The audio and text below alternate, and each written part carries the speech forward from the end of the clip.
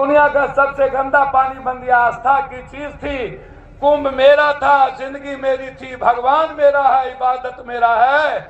मोदी तुमने तो जबरदस्ती भगवान बनने का प्रयास किया। नर्क में भी जगह नहीं मिलेगा मोदी जी, इसलिए आप चिंता ना करिए।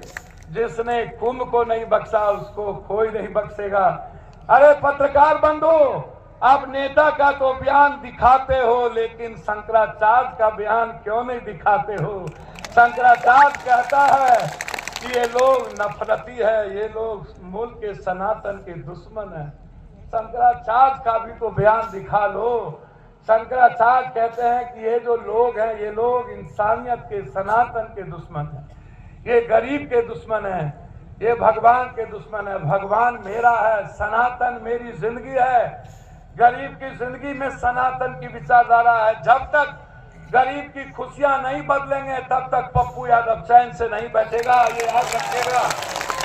10 मार्च से सदन में जो हवाउस चलेगा, एक तरफ यदि आरक्षण होगा, दूसरे तरफ जाति जनगणना, तो तीसरे तरफ वक्त भी होगा। आर पार की युद्ध होगी, लड़ाई होगी। बहुत संख्या में तुम हो सकते हो, लेकिन याद रखना लड़ने का जज्बा है। संविधान से इतर यदि कोई कानून ला करके किसी भी विचारधारा को तुम खत्म करना चाहोगे, तो पप्पू यादव जैसे लोग जब तक जिंदा रहेगा, किसी एक जाति के भी विचार को खत्म करने की तैयारी नहीं हो सकती। संविधान को खत्म करने की तैयारी नहीं होगा। इन्हीं शब्दों के साथ मुझे लेट हुई, बायसी चले गए, डगरवार कई घटना थी। मैं क्षमा मांगते हुए अपने राष्ट्रीय अध्यक्ष और अपने यहाँ के कमेटी के साथियों को मैं धन्यवाद देता हूँ। पूर्णिया के साथियों को धन्यवाद देता हूँ कि दूर आए, दुरुस्त आए।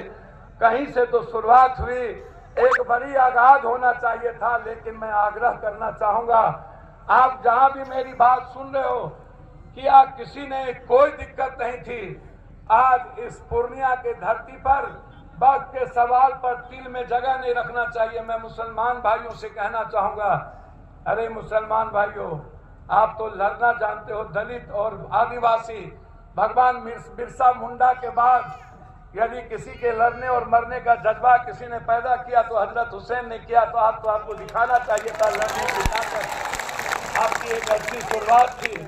चलिए, अब कम आए शुरुआत के, इसके लिए आपको बहुत बहुत धन्यवाद देते हुए मैं हृदय की गहराइयों से आप इस लड़ाई को अपने जिंदा रखो। सोशल मीडिया से इस लड़ाई को जिंदा रखो।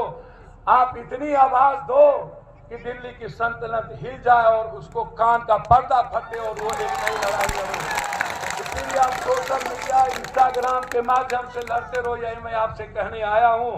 और जाइए, आप अपने घर में जाके अपने बहनों से कहिए निकलना चाहिए था, अपने बुजुर्गों से कहिए निकलना चाहिए था।